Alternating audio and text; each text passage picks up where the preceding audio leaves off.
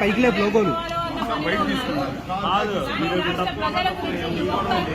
ఒక్కరికి ఆలోచన చేయలేదు. అటు చంద్రబాబు గారికి లేదు, అటు జగన్మోహన్ రెడ్డి గారికి.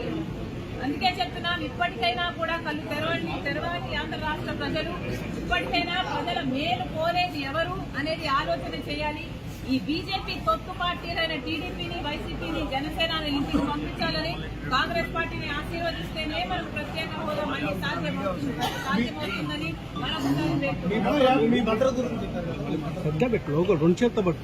నేను ఆంధ్ర రాష్ట్ర కాంగ్రెస్ పార్టీకి అధ్యక్షురాలిని. ఈ రాష్ట్రంలో నాకు తిరగాల్సిన అవసరం ఉంటుంది. ఈ రాష్ట్రంలో తిరిగినప్పుడు నాకు భద్రత కల్పించాల్సిన అవసరము ప్రభుత్వానికి ఎంతైనా ఉంది. కానీ అవేవి పట్టనట్టు ఒక మహిళ అని కూడా చూడకుండా, అధ్యక్షురాలు అన్న ఇంగితం లేకుండా ఈరోజు మేము అడిగినా కూడా మాకు సెక్యూరిటీ కల్పించడం లేదు అంటే మరి మీకు ప్రజాస్వామ్యం గురించి చిత్తశుద్ధి ఉందా? ప్రజాస్వామ్యం ఇది అన్న ఆలోచన ఉందా, గుర్తుందా అని అడుగుతున్నాం. మీకు సెక్యూరిటీ ఉంటే సరిపోతుందా? మీరు పెద్ద పెద్ద కోటలు, పెద్ద పెద్ద గడిలలో కట్టుకుని మీరు పెట్టుకుంటే సరిపోతుందా?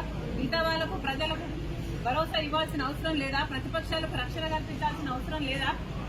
అంటే ఆ చెడు కోరుకుంటున్నారనే కదా అని అర్థం.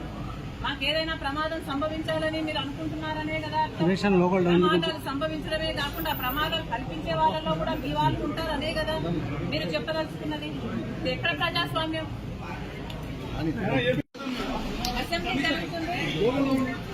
కనీసం ఈసారైనా అటు పాలక పక్షమైనా ప్రతిపక్షమైనా ఆంధ్ర రాష్ట్రానికి జరుగుతున్న అన్యాయం గురించి ఆలోచన చేయాల్సిన అవసరం ఉంది.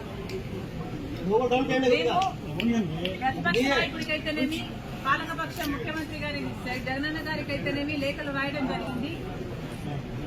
ఆంధ్ర రాష్ట్ర ప్రజల హక్కుల తీర్మానం అని, ఆంధ్ర రాష్ట్ర ప్రజల హక్కుల కోసం ఒక తీర్మానం చేయాలని సూచించడం జరిగింది.